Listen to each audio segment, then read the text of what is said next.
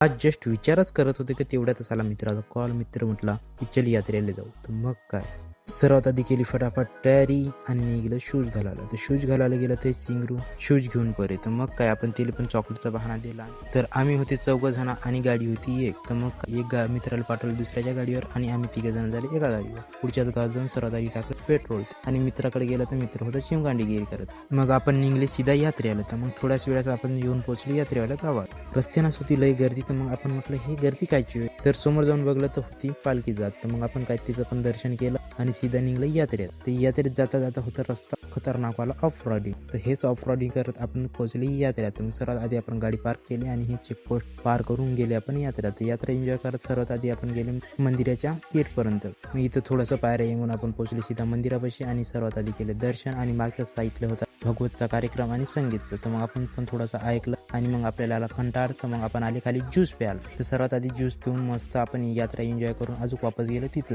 आणि महाप्रसाद पण चालू झालेला होता. भीड तर भयानकच होती. तर मग आपण कसं तरी आपण प्रसाद घेतला आणि बसले एका कोंबड्यात. महाप्रसाद खाऊन गेले आपण यात्रा एन्जॉय करा. आणि तुम्ही पण यात्रा एन्जॉय करा.